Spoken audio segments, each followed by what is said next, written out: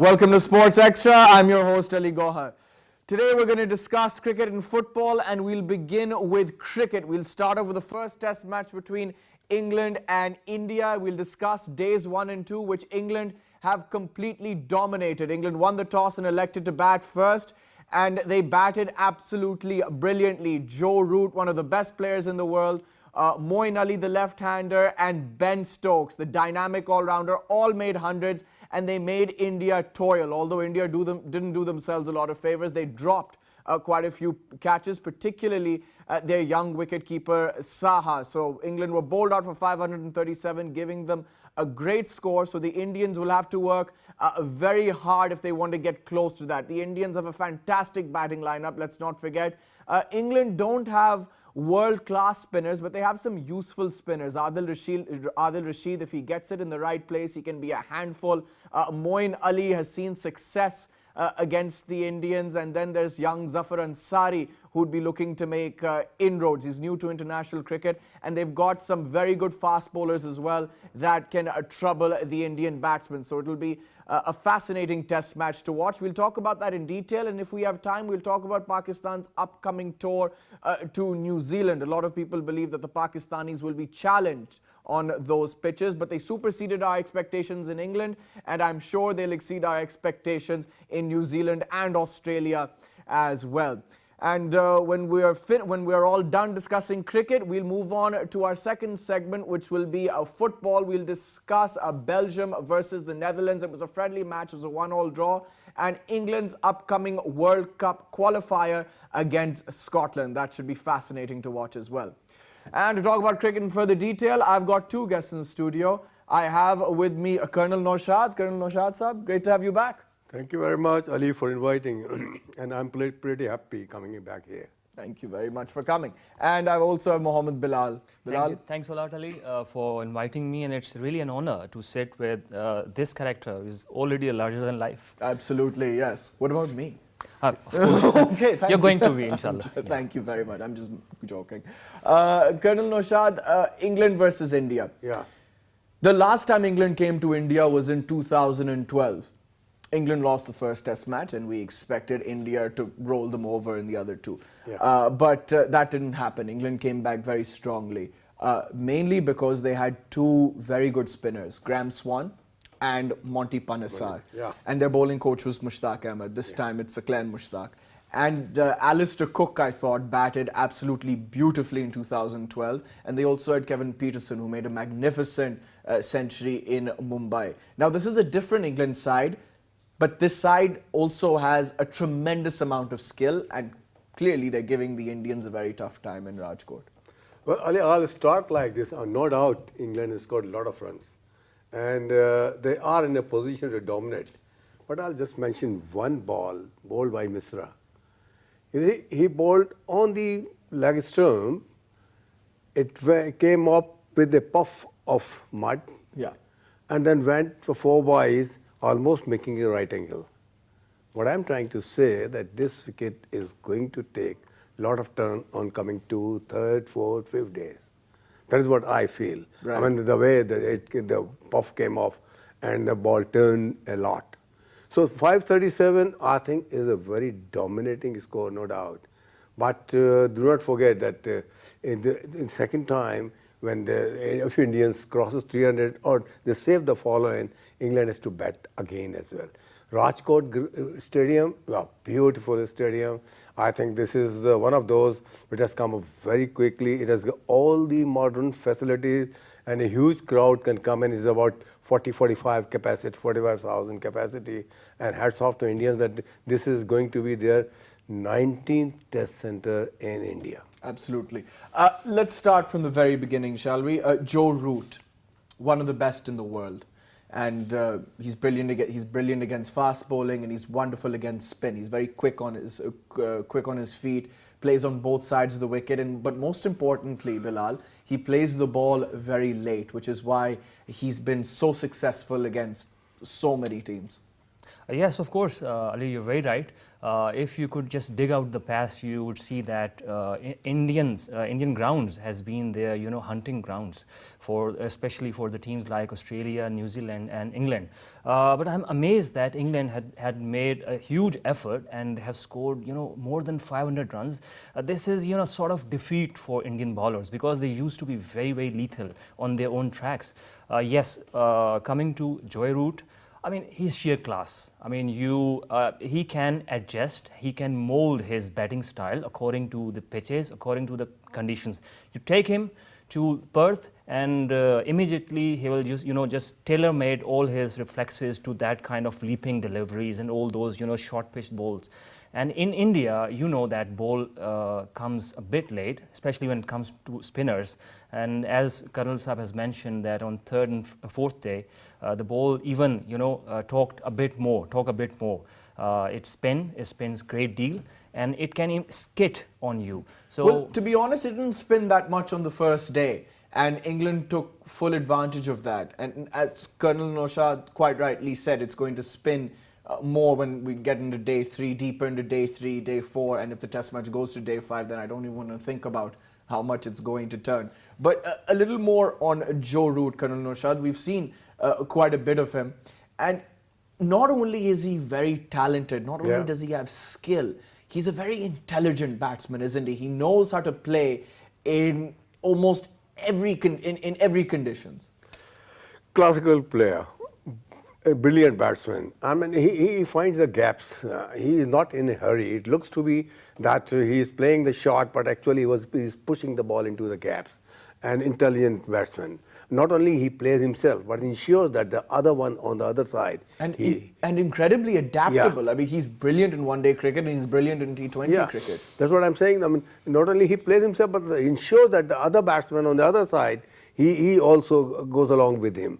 A brilliant brain for the English team, and I'm pretty sure that as long as he is there, and the middle order batting for England will have no problems in future. It shouldn't come as too much of a surprise, Bilal. It shouldn't surprise us that England have done this because they were in Bangladesh not too long ago. The series was drawn at 1-1, and the ball was turning. It was turning square, and the Bangladeshi bowlers Mehdi and Shakib Al Hasan, they gave them quite a tough time. So I think that was a good learning experience for these English players. And then they came to Rajkot where the ball on the first day wasn't turning as much. So I guess you could say it was a bit easier for them as compared to the first and second test matches in Bangladesh where the ball was turning from the word go.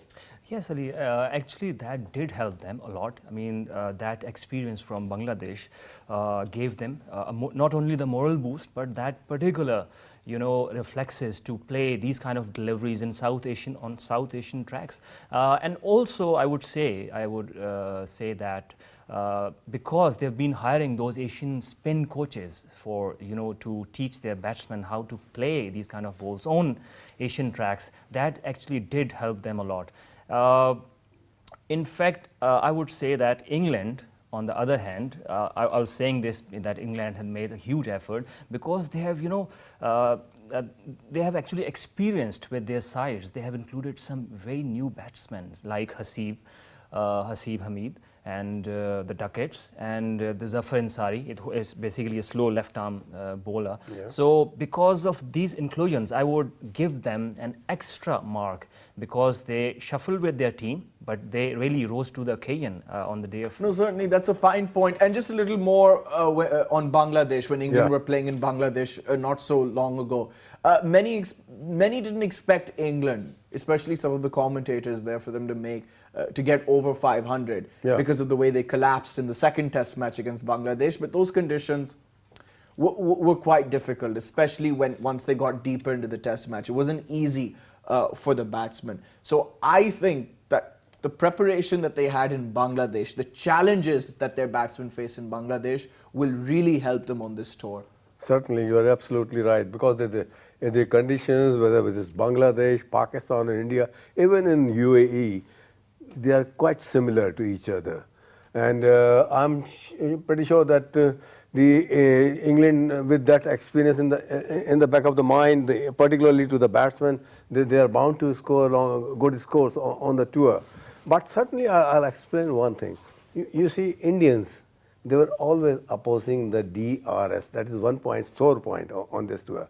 And DRS, they were not accepting for the last so many years. But this is the first series they have accepted the DRS result. And if you go in the first day, when Cook was given out, you remember that that was absolutely a decision should have been referred to the third umpire to refer to the replay, but it wasn't referred. So Indians were benefited out of that. Absolutely. So Indians should now learn that the DRS is not for a particular batsman like Sachin Tendulkar at this said in the past. It is for everybody equally effective. Certainly. Before we move on to the other Centurions, you mentioned a couple of young players, Duckett and Haseeb. Now Haseeb has been in contention for quite some time. He seems like a very solid player, and his core job is to take shine off the new ball. He's not a Matthew Hayden, Virender Sehwag type of player. He's a classical batsman. And Mark Butcher, in fact, said that Haseeb has a lot of talent, and he thinks he can go a long way for England.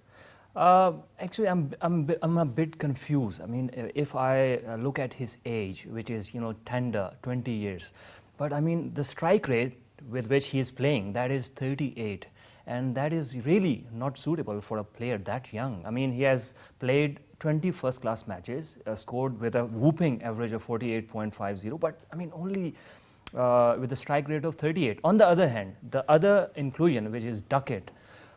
Interestingly, you would be amazed that he has played 48 first-class matches with an average of 43, but with a strike rate of 70. Well, that's why he plays one-day cricket too. Yeah, really. I mean, because I'm saying this because this is the approach the contemporary players should move on with international cricket. I mean, because the Test cricket is not that old-fashioned, that stereotype. Right, well, Colonel Naushad came from a different generation where opening batsmen were made to see off the new ball. That was their main job. Things changed in the, I guess, early 2000s, and then it carried on from there, with your Sehwags and Haydens and now David Warner.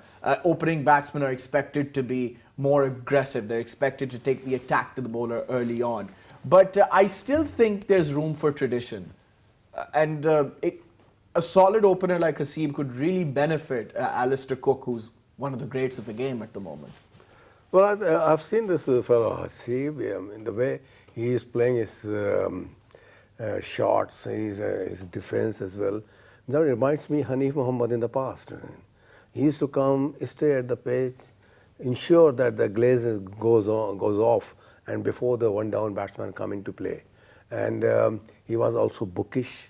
He used to follow all the shots according to the requirement, according to the merit. And how Haseeb, it's just, I think somebody was saying he's 19 and a half, like that.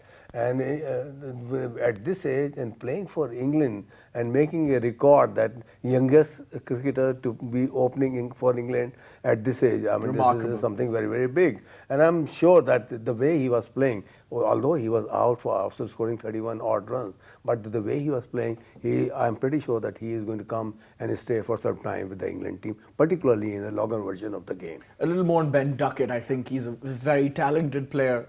A lot of people in England feel that he'll be very useful and an impact player in both formats of the game, even in T20, 3 formats of the game. I think he can play T20 cricket as well. So he's someone that England will look to stick with for quite a while. He looks really, really good. Yeah, England played a very tricky card. They included 2 new batsmen. One, as Colonel Saab was saying, that he's very, playing with that old-fashioned Hanif Mohammad style, but the Duckett's is basically aggressor. He can take on the bowlers and he can change the appearance of the game, in one session.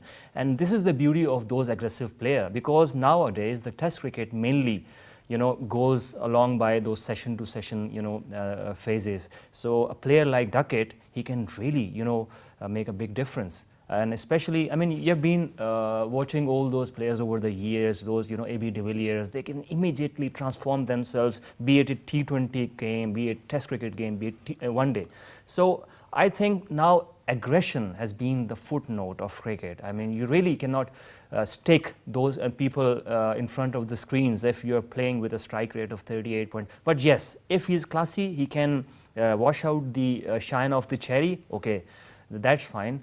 But I mean, he should show something of, some attributes which are related to his age, the very tender age, 20 years. Let's talk about Moeen Ali. He Yeah. blows hot and cold. He's an interesting cricketer, but it's very, very useful. He scores late runs down the order. I think he batted a little further down Yeah. before the Bangladesh tour. Then they sent him up the order. And he's been doing quite well. He's a free-flowing stroke maker.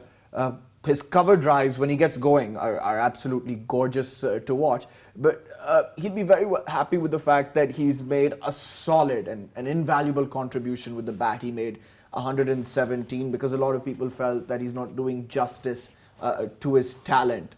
And as a bowler, some say he's still a part-timer, but a lot of people now think that he's learnt a lot. He's figuring out how to bowl, he's learning his trade, and he's being used as England's lead spinner, I guess, along with Adil Rashid. So he's someone that England take very seriously, not just as a cricketer, but almost like a media manager. He's always giving press conferences, making statements. Yeah. So there's a lot of respect for Moeen Ali in this England dressing room. To me, he looks to be a thorough professional as far as the cricket is concerned. I'm pretty sure that once you know the county cricket, the player comes to the ground, say 11 o'clock, 10 o'clock in the morning. From 10 o'clock to 6 o'clock, they talk cricket, they play cricket, they discuss cricket. It is one of those culture that the way he is coming up now.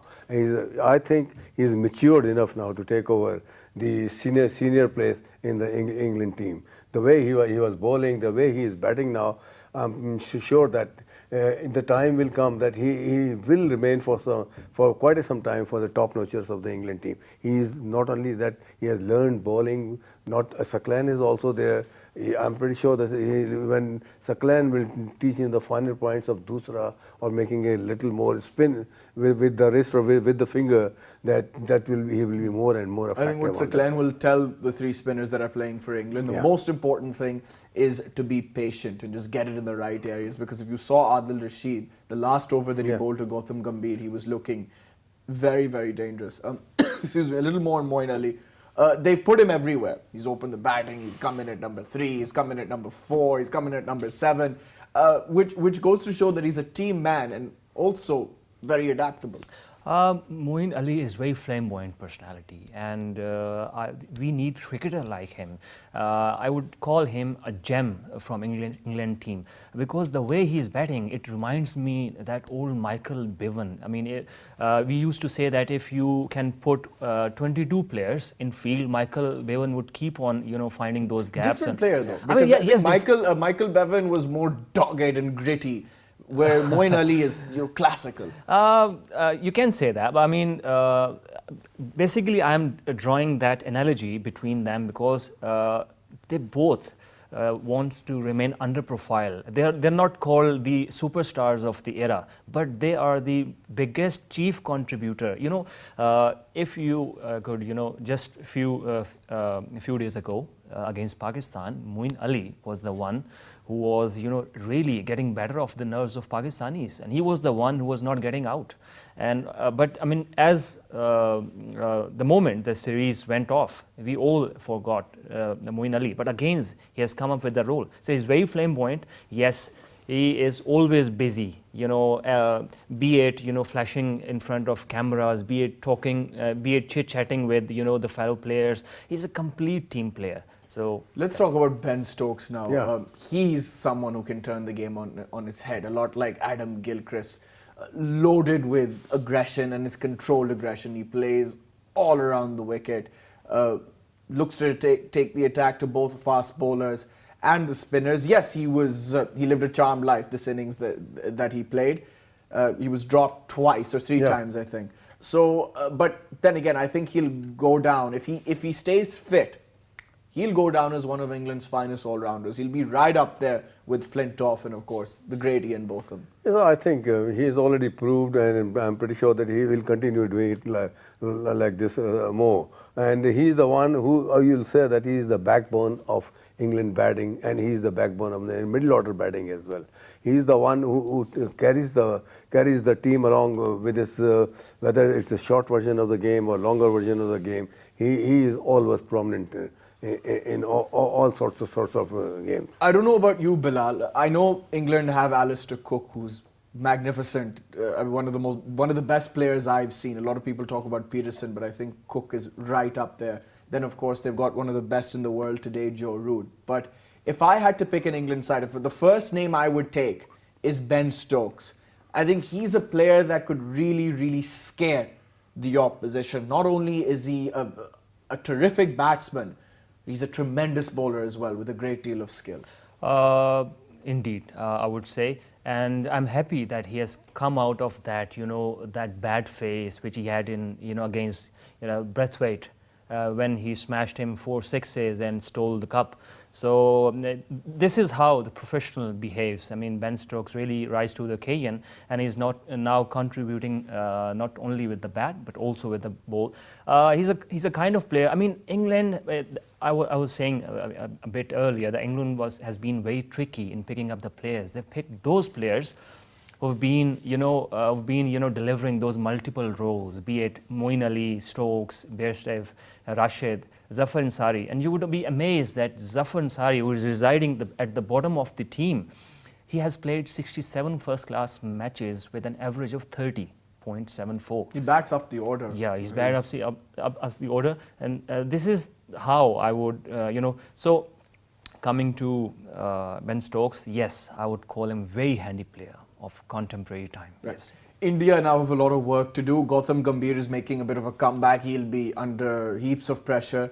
Murali Vijay is a solid opener. That's why they managed to survive more than 20 overs. They've got a lot of work to do tomorrow. What should India's game plan be? Well, I think they have to play session by session. They have to play according to the requirement after reviewing after every session.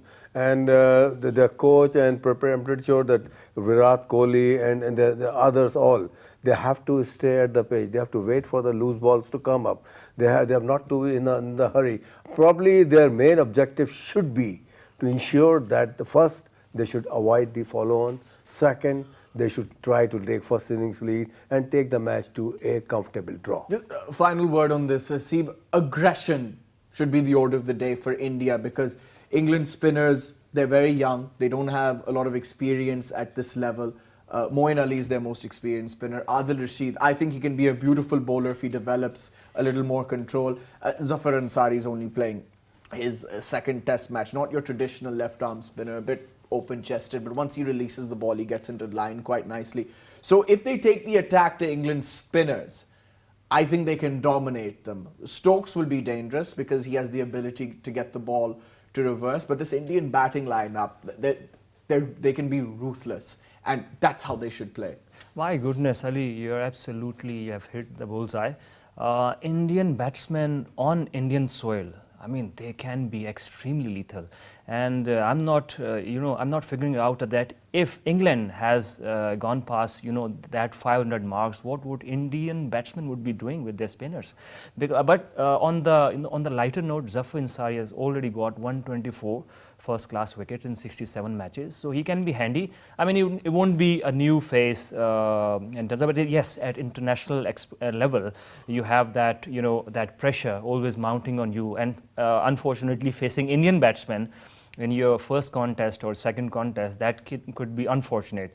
But I would say that the trump card for sorry for using this word, Trump.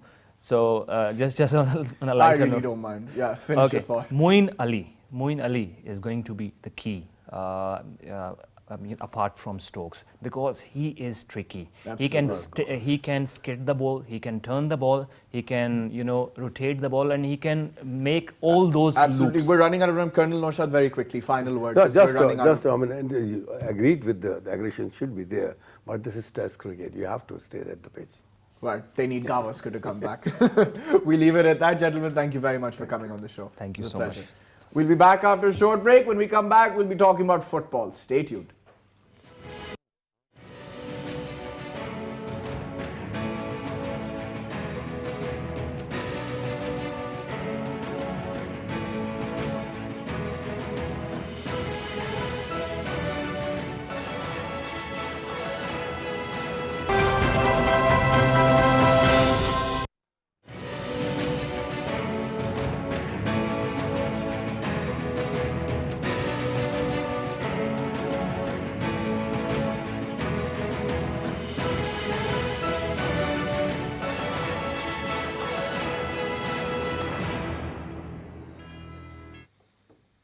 Welcome back. It's time now to get into football, and we'll begin with Netherlands versus Belgium. It was a friendly match and it was a 1-1 draw. It's always exciting to see quality teams in action. Then we'll move on to England versus Scotland. That's not a friendly, it's a World Cup qualifier. And we'll see Wayne Rooney in action. He'll be captaining the England side.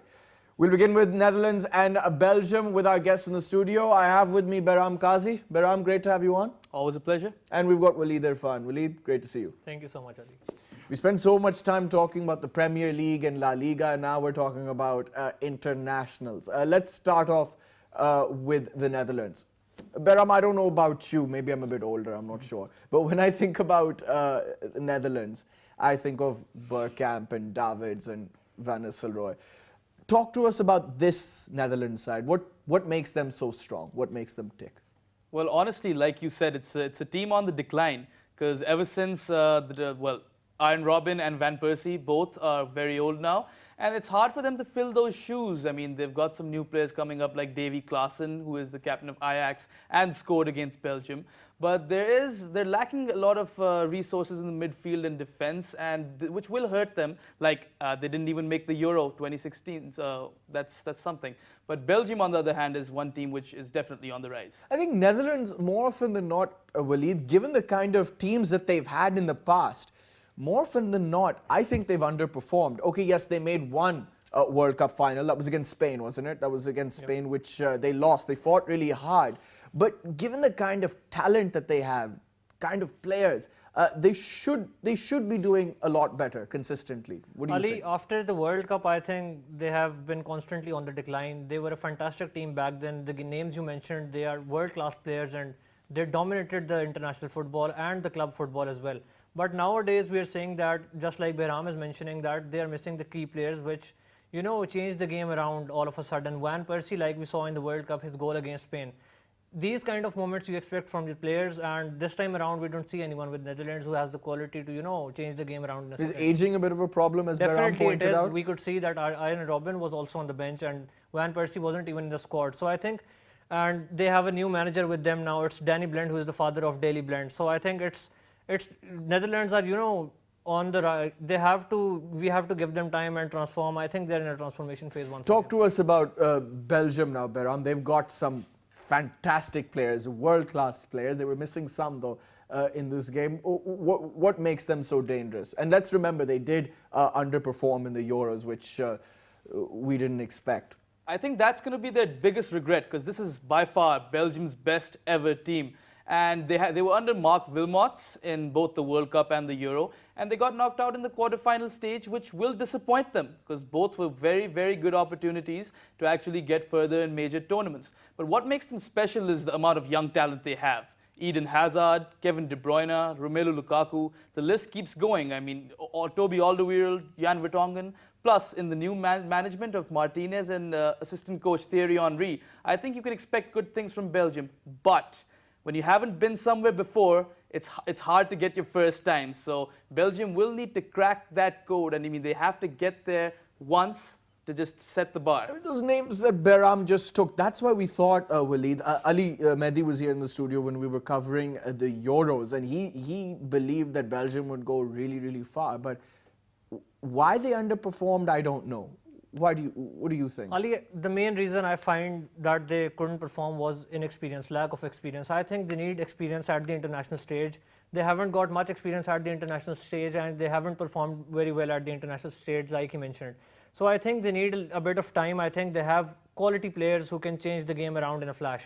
Eden Hazard, Kevin De Bruyne, Romelu Lukaku, he came off the bench, but I think he was very unlucky last night. He couldn't score. Then with him, I think one player which I'd like to mention is Carrasco, who's been fantastic for Atletico Madrid, and he's a fine player. So I think, unlike Netherlands, Belgium have a lot of game changers who can change the game. So Carrasco, De Bruyne, Kaku, Hazard. I mean, I don't know. You guys know more than I do. How much time have they spent together? How much time have they spent playing together? Because if they haven't, then Waleed is absolutely right. They need to learn a little bit more about each other's games. Well, Waleed was absolutely spot on when he brought up inexperience, and that is true. All of these players are young, and they've yet to achieve all of that's expected of them. And in the World Cup, they were new guys. They hadn't been on that stage before, so it can be frightening. But now they've built up some experience with those 2 quarterfinal experiences, so they can actually build to a solid lineup towards the World Cup 2018. And the star players would definitely be Hazard, and there's some solid backup in Yannick Ferrero Carrasco. We saw in the Champions League how he scored that equalizer for Atletico Madrid. So yes, they have big match players, just a bit young. They will peak though. Right. Just out of curiosity, I used to support the Netherlands during the World Cups. Who was your favorite Dutch player? Always Iron Robin. Yours? I'll go with Robin as well. Really? Definitely, yes. I still remember as a kid watching the 98 against France, and I remember Bergkamp was my favorite. He was amazing. Bergkamp was a quality player, Ali. I think that his first touch, I think I have never seen a better first touch than him. I think he had the best first touch in football, and the first touch is the most important part. And while playing football, I think your first touch is you allow the other players to, take the ball away from you, or you just control the ball yourself and have the opportunity to take it forward. So No, I think he's an absolute yeah, freak from what I definitely. remember, yeah. Let's move on now to the qualifier. England versus Scotland. Wayne Rooney will be captaining England. That's like, the major story. Rooney's coming back, old warhorse Rooney. But since he's come back, he was dropped, remember, by Mourinho. And since his comeback, he's been doing quite well. So that should give him some confidence going into Friday's game. Well, the only way I see Wayne Rooney fit into the side is if interim manager Gareth Southgate goes with a 4-2-3-1 formation in which Rooney plays just behind Jamie Vardy, who has never actually played as a central attacker for England, which is really baffling to me because he needs that space. Roy Hodgson, England's former manager, well, before Sam Allardyce, he always used to put Vardy on the left where he is restricted. So I would love to see Jamie Vardy in a central attacking role where he gets that space to do what he does best, score goals. Why not Harry Kane? Sorry to interrupt. Why not Harry Kane? Well, Harry Kane has just gotten back from injury, so I would rest him for now. But yes, I mean, Scotland is a weaker opposition. And when are they ever going to try that? I mean, they've never, ever tried Vardy as a central attacker. So I think this is the best opportunity to do that with Wayne Rooney right behind him and Sterling and Lallana on the flanks, Eric Dyer and Jordan Henderson in the middle. Talk to us about England's formation, what England's formation should be. Behram that analysed it quite nicely, I thought. I think Ali 4-4-2 suits England. I think the players that they have, I think they are used to a 4-4-2 formation. With the fullbacks they have, Kyle Walker, Danny Rose, even Nathaniel Klein. I think they are fantastic wing backs. And Ali is injured, isn't he? who, Dele Alli? Yeah, he's injured, yeah. So these players, I think they are extremely fast and extremely pacey players to have on your flanks. Other than that, you have Raheem Sterling up front, who is also a quality player and loaded with pace, loaded with quality. Similarly, I think that Jamie Vardy or either Harry Kane, I think if I was the manager, I would use Harry Kane because he just scored a goal and I think he is motivated and encouraged to, back the goals. Yeah. On the other hand, Jamie Vardy is struggling this season, so I'd definitely go with Kane. You see, they need to have a manager now who I think is a little more settled, more disciplined in his thought process. I know, I mean, there's so much pressure managing an England side. Eriksen, I went through hell, I remember. But Hodgson, during the Euros, I mean, he was a little too hyper for my liking. He was making too many changes, and there was one game where it was just one player after another, replacing another and another. It was just a little bit of nonsense. So they need a manager who's, I think, more level-headed and can, most importantly, keep a cool head in a difficult situation. Well, Roy Hodgson's appointment in the first place was very, very surprising given his horrible spell at Liverpool, and he wasn't even very successful at West Brom. And like you pointed out, these are very embarrassing times for the FA, English FA, because of that loss to Iceland in the Euros. And then, well, as we all know, Sam Allardyce got sacked after one game after that sting operation. What happened? I don't read the Well, news. What happened? there was a sting operation in which he was bribing some officials, and he was only in charge for one game. The media was overhyped and very excited about Sam Allardyce as manager, and then he had to resign because it was very, very embarrassing. Surprisingly, he has a 100% record with Yeah. England. The only English Yep. manager to have a 100% record. One Right. game, one win. Now, a little bit about Scotland before we talk more about England. Behram, you said you knew something about the Scottish side. They're on the decline as well. What can they do to surprise the Well, English? massive decline. They're the only team in the UK that did not make the Euros. And the most experienced players they have in the team are Robert Snodgrass, who actually scored for Hull over the weekend against Southampton. And then it's Stephen Fletcher and Darren Fletcher. So yes, there are not a lot of big names. Both, and also Naismith. Naismith as well, yeah. Naismith and Stephen Fletcher both play in the Championship now, so that's not Premier League quality anymore. And I don't think Scotland fair a good chance against England. That is exactly why I would like to see Jamie Vardy in an attacking role. Waleed, your final thoughts before we end? Ali, I think Scotland should go the safer route, and I think they should be, going to hold off England and get a draw. I think that's the best result for them. Absolutely. Well, let's see what happens. We have to leave it at that, gentlemen. Thank you very much for coming on the show. It's a It's a pleasure. pleasure. That's all we have time for. Keep watching Sports Extra on PTV World. See you next time. Bye-bye.